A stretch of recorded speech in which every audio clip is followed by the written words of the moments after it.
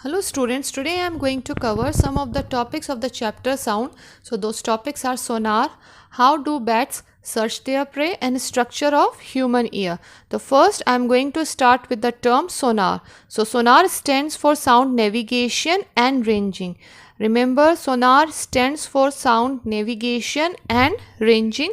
It is also called the echo ranging technique, and it is a device which uses ultrasonic waves to measure distance, direction and speed of underwater object. तो underwater object की distance, direction और speed identify करने के लिए we can use this technique, that is the sonar technique.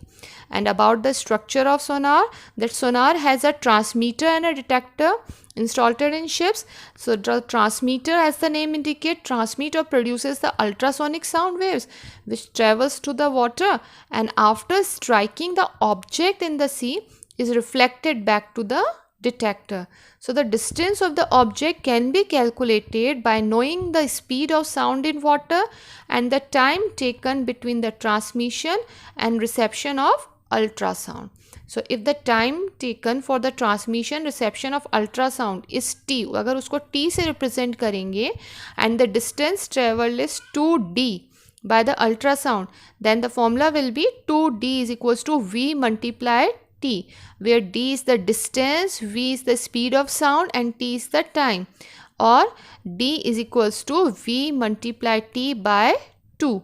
So now move to its image. Now see this image very carefully and try to understand this. It's a ship, okay, and at the bottom of the ship a transmitter and receiver or detector installed it.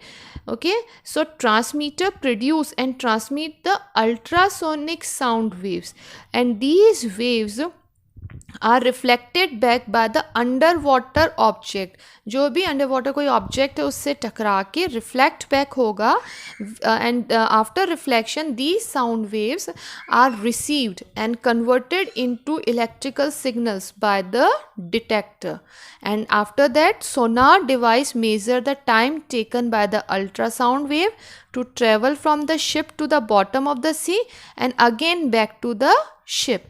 And due to this we can locate the depth of the sea to locate the underwater hills or icebergs, sunken ships or enemy ships can easily be identified with the help of this technique. Now next topic is, how do bats search their prey? See, bats also generate the ultrasonic waves. So as these waves hit an object, they get reflected back to the bat's ear, and the bats can understand the nature of reflection of these waves and then can decide the position of the object over their prey, or just bats search out their prey and fly in dark by emitting and detecting reflections of ultrasonic waves. So the high pitched ultrasonic waves of bat are reflected from the prey or an obstacle and return to the bat's ear as shown in the diagram and in the video, and the nature of reflection tells the bat where the obstacle or prey is and what is it like. तो उससे वो उसकी distance भी identify कर लेता है ऑब्स्ट्रकल या prey की, as well as the bat can also identify the shape and size of the obstacle और the prey by emitting the ultrasonic waves. Now I am moving to the next. Structure of the human ear. So human ear is divided into three parts: outer ear, middle ear and the inner ear. So first I am going to explain outer ear. See, outer ear is called pinna, okay, and its main function is to collect the sound from the surroundings. The collected sound passes through the auditory canal, and at the end of the auditory canal there is a thin membrane which is called the eardrum or tympanic membrane. Now see the diagram here. So this part is known as the outer ear or the pinna. So its main function is to collect the sound from the surrounding, and this sound, collected sound, passes through the auditory canal, and at the end of the auditory canal there is a eardrum which is also known as the tympanic membrane.